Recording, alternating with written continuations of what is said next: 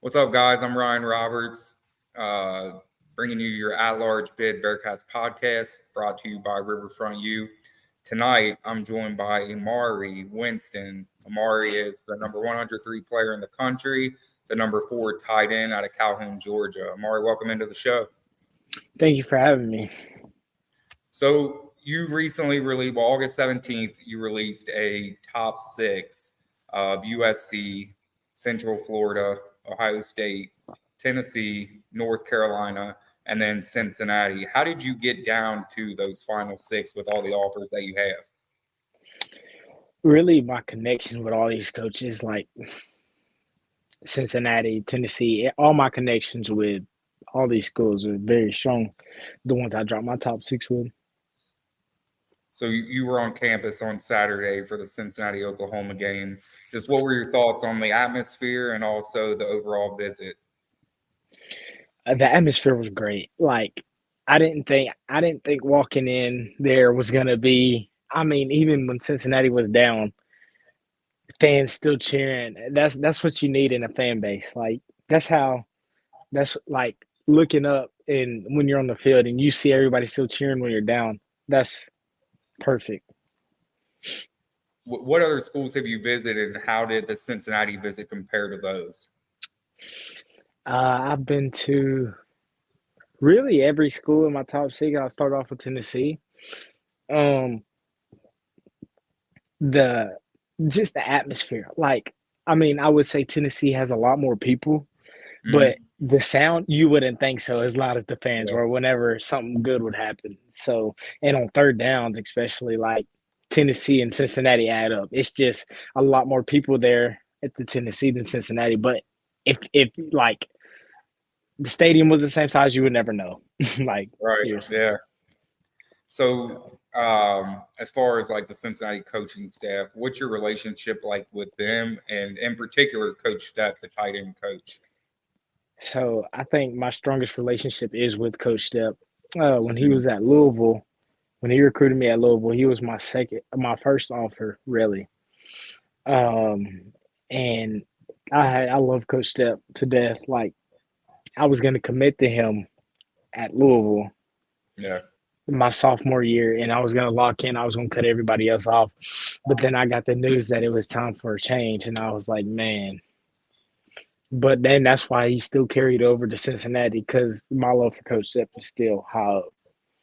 So What what does that relationship mean to you, knowing that he's a guy that recruited you at one school and then that carried over to another school? I mean, knowing that he still wants me no matter where he's at, it means Yeah. a lot, and it plays a lot in where I will go. My decision. So Cincinnati obviously has a history of developing tight ends. Currently, they've got Josh Wiley and Josiah DeGara in the league, but also probably the biggest name in the league, Travis Kelsey. Does that play any role in your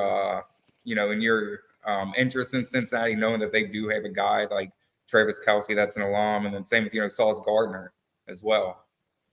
Uh, I know the main thing I can say is I know I can get developed there. Mm. So that's my main going somewhere where I can get developed. So speaking of, you mentioned your development. What are some of the things that you're looking for at the next level when you do ultimately decide on where you'll attend?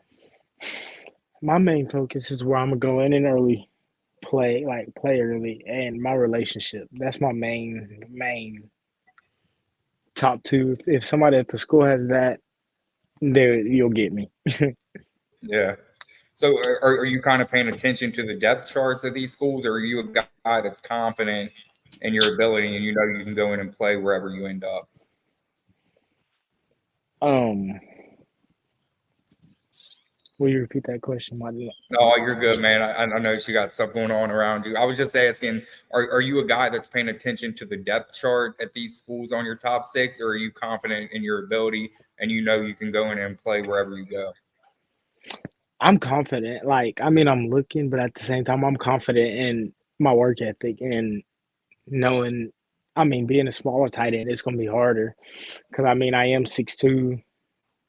You average 6'5", 6'4". I mean, well, the average is 6'3", but That's because you may get 1'6'1", 6'2" guy, and then you have 6'4" and 6'5". And I mean,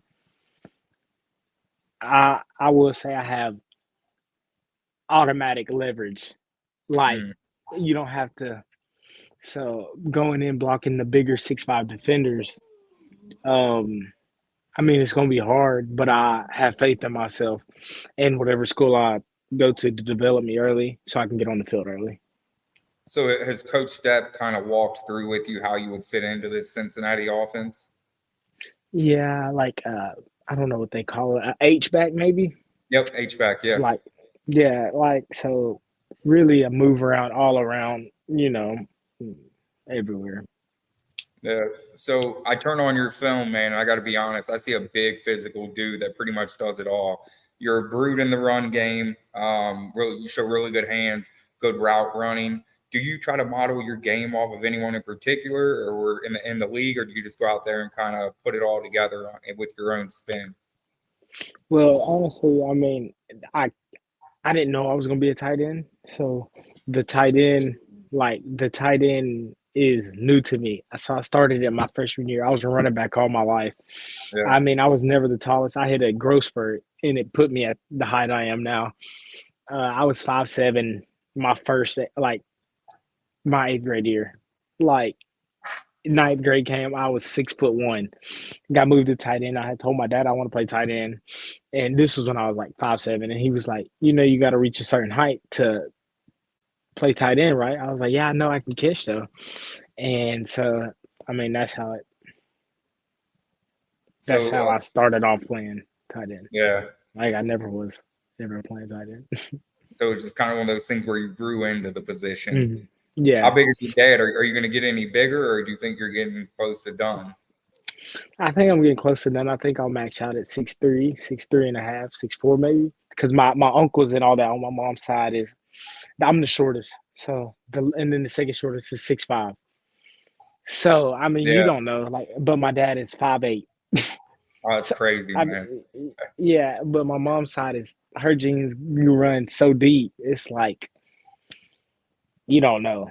So I mean, and I wouldn't mind stopping where I am, but I don't think I will. I went to the doctor. My growth plates are still open, Yeah. but so Have coaches? So you're at right around 235 right now. That's what you're listed at. Have coaches told you an ideal playing weight that they'd like to see you at the next level, or are you comfortable playing at 235?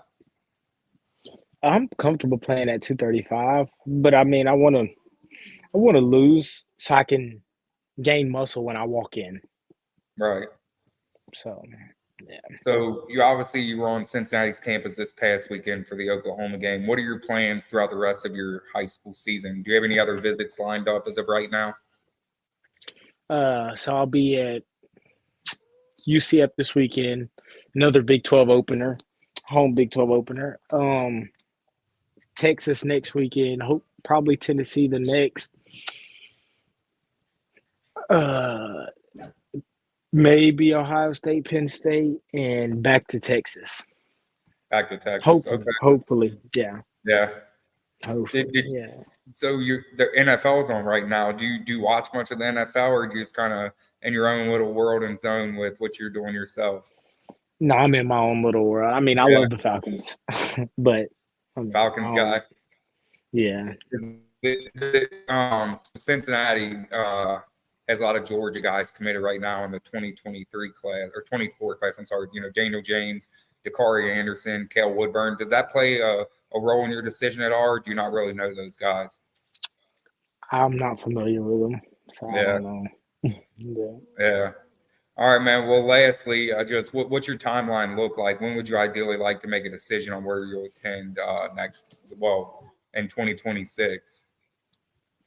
Uh, I want to talk to my mom, and hopefully after my last visit this year, I will set my date so I can focus on our playoffs and my senior year and visit that school and recruit. I don't want to be the last commit. I mean, that doesn't make any sense when you want to help recruit the class. So probably after October 28th, so it's coming up.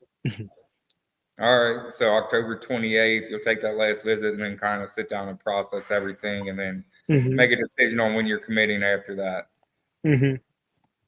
All right, man. Well, it's really good seeing you. Like I said, I wanted to talk to you when you were on UC's campus, but didn't get a chance to. We only crossed paths one time, but I definitely look forward to following the rest of your high school career. And it's good meeting you, and appreciate you coming on the show tonight. You too. Appreciate it.